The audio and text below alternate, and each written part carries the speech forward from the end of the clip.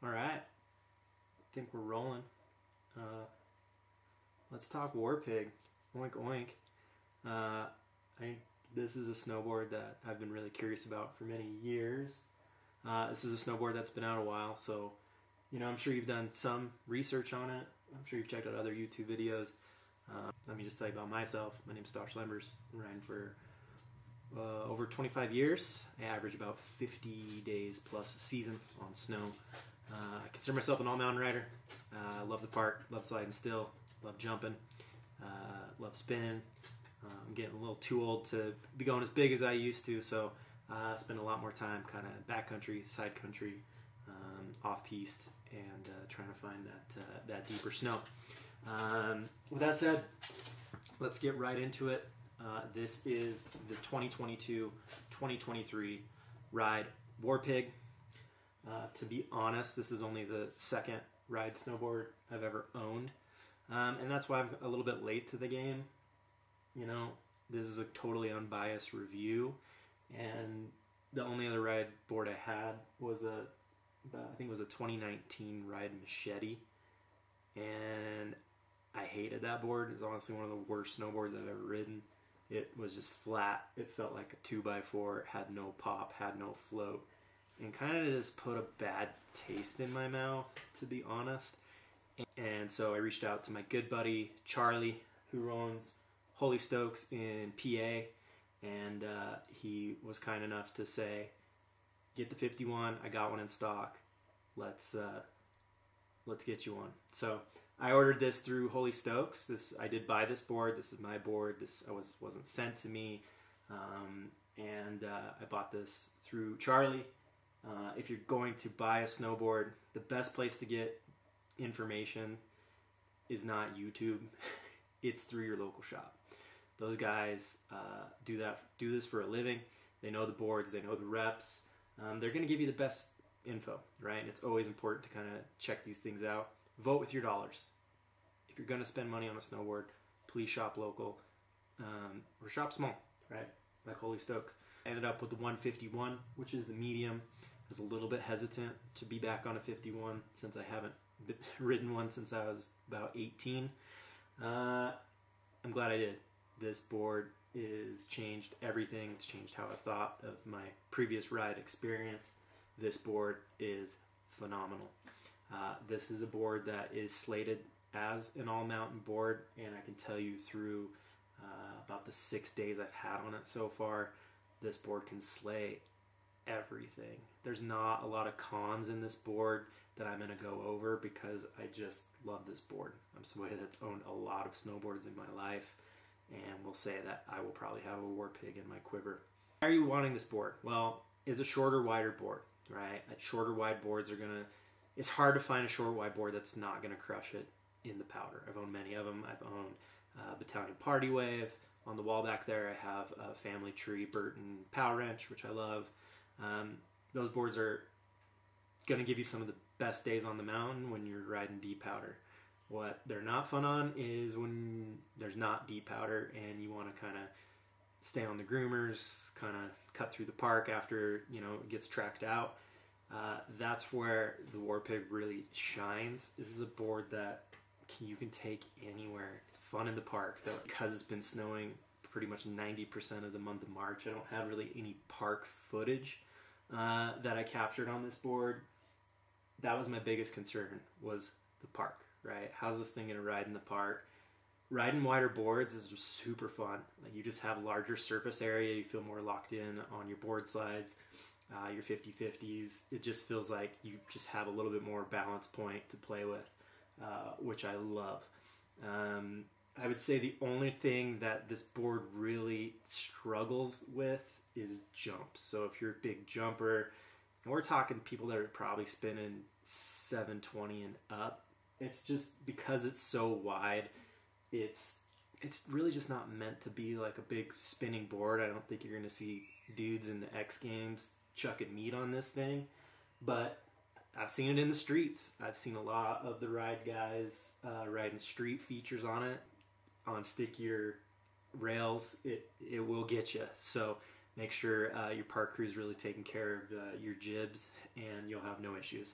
The only drawback I had is you can definitely feel it kind of catch a little bit in those stickier zones with that wider surface area. But other than that, this board crushes it. It is a directional shape, so you're going to have that little bit shorter tail. Not really noticeable. I mean, honestly, kind of going switch, kind of half cabbing onto stuff, had no issues. That being said, I do like to kind of throw around little surface 180s and half cabs. I didn't really detune this board too much when I got it, and I will say I was not used to that shorter, wide kind of tail, and I did catch it quite a few times, kind of flipping around some half cabs in the park, and definitely detuned it a lot more and haven't had any more issues. But it is a little bit catchier if you're trying to ride this like your normal park board. It will remind you it is a little bit chunkier of a snowboard for sure. So keep that in mind.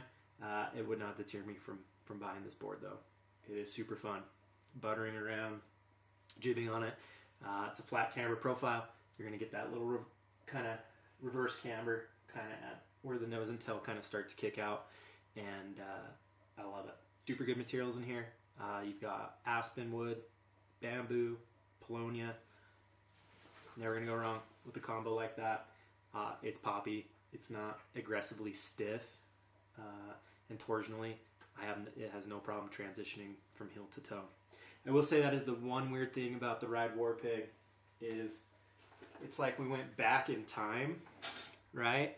We've kind of got a classic, what we called the cap construction, more like a sandwich construction, which I was a little bit weirded out about. I had a sandwich cap. The first generation Forum Youngbloods had like a cap sidewall that was kind of like this. I mean, I love that board too, but you know, cap construction was just kind of like not the cool board you wanted back in the day. And Ride's kind of what they're claiming is it's basically a slime wall that they've kind of fully kind of wrapped and supposed to just give you longer life out of the board. I thought it would be really like bitey like old cap boards were, and transitioning is just smooth. Like it just feels like you're riding like a super fat skateboard with really loose trucks. It's just real surfy, real flowy. Super strong. You know, you've got your carbon array underfoot to kind of give that more snap and a little bit more play when you're popping around. Base, you've got your standard centered base. Stone ground. I have not had any issues with speed on this board. It's been a fantastic board. Like I said, this is the cleave edge, so it's a little bit thicker of an edge. They weren't super sharp from the factory, actually. Really, that's why I didn't detune them. I didn't think I would need to, but I did. I definitely took the file really hard to these kind of contact points in the nose and the tail. So shape, super fun. I really like the look of it. The tail's kind of got a really unique shape to it as well, but it's fun. Kind of looks like a wakeboard, if you ask me. But I like it. I like the graphics. I really like what Ride's been doing. Congrats on 30 years for Ride, by the way. And yeah, I love this graphic. Like the hints of purple.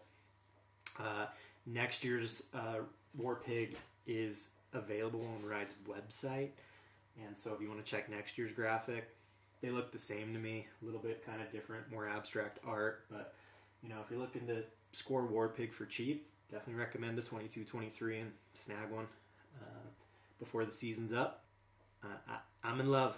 I really love this board. I love how it rides. I love how it feels. Ride really did a fantastic job on this snowboard, and I will definitely keep buying them. I'll probably always have one in my quiver now, just because this is a board you could throw in the board bag if you're going to take a trip, and just know like it's going to ride good no matter what conditions you come across. So thanks for tuning in. I greatly appreciate it.